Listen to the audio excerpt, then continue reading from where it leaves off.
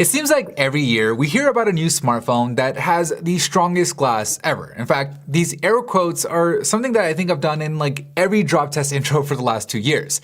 And this year is no exception. The Note 20 Ultra is the first smartphone to feature Corning's Gorilla Glass Victus, which the company claims is 25% better at drop performance than Gorilla Glass 6. Now, while that sounds impressive, stronger glass in and of itself isn't the entire story. It's how the manufacturer ultimately implements that glass on their phones that I think matters most. For example, a manufacturer could technically opt for stronger glass, but then use a thinner sheet of it, keeping the durability at the same level as the previous generation, while making the device maybe a little bit thinner or freeing up internal space for something like a bigger battery. Or they could actually use the same thickness of glass and use a stronger glass, which would improve durability, but you just never know how it's implemented, and that's why we do these drop tests. Today we're dropping the Note 20 Ultra, and then we're going to compare it to footage from the iPhone 11 Pro Max drop test that we conducted earlier, so we could see how these two phones stack up side by side.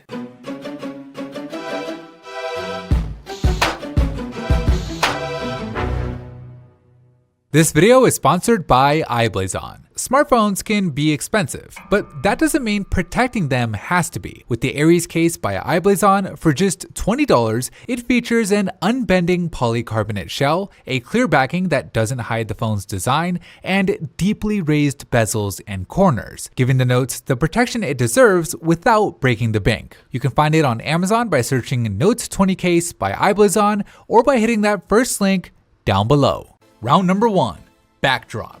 In 3, 2, 1.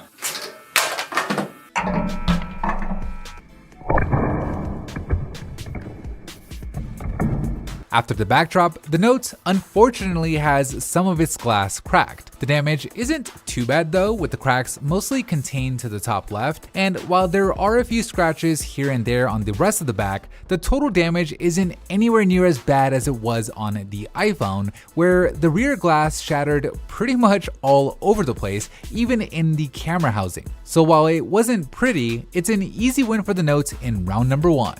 Round number 2, corner drop.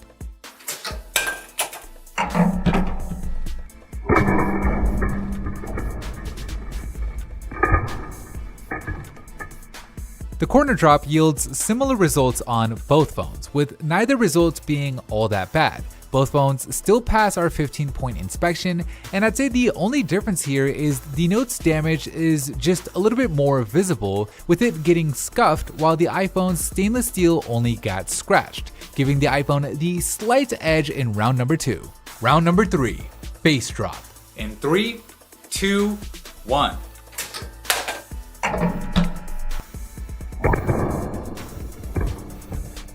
After the face drop, the iPhone's glass cracked, with the damage starting at the bottom left and then spreading up to the top right. The Galaxy Note 20 Ultra, on the other hand, well, its glass surprisingly remains fully intact, which is an incredible result, with the only real damage to the phone being these very light scratches that are only noticeable under direct light like we have here. Other than that, it's a perfect result. Now, it's important to note that this is only a sample size of 1. Unfortunately, it isn't sustainable for us to conduct the multiple trials that we want to do, but still, a really impressive result for the Note, giving it the win in round number 3, bonus round.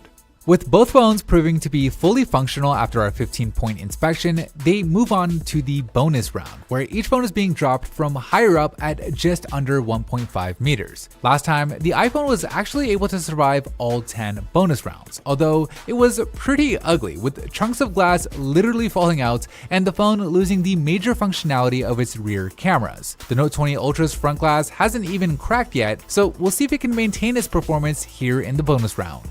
In 3, 2, 1.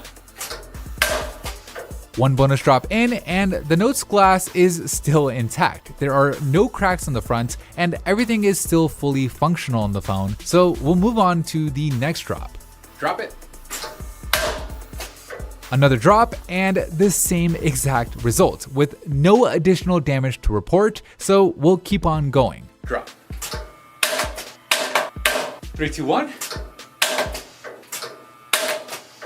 7 drops in and still nothing. The front glass hasn't cracked. And what's interesting is the rear glass's initial cracks from the backdrop on concrete hasn't gotten much worse. Normally we see cracks like this begin to spiderweb with all the impact testing, but nothing on the Note. 3, 2, 1.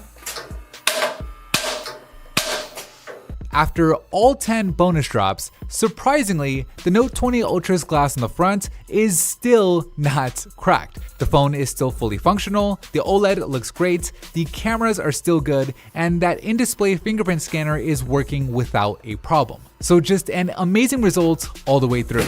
Alright, with all 4 rounds in the books, let's take a look at the scorecard. In the first round, the Note 20 Ultra's damage was nowhere near as bad as the iPhone's. In the second round, the stainless steel in the iPhone gave it the slight edge. In the third, the Note 20 Ultra had the result that you would hope for when dropping your phone with the glass still fully intact, and it stayed that way all the way throughout the bonus round, making the winner by a huge margin the Galaxy Note 20 Ultra. Anyways, that is it for me in this video. Thank you guys for watching, and as always, I'll see you in the very next episode.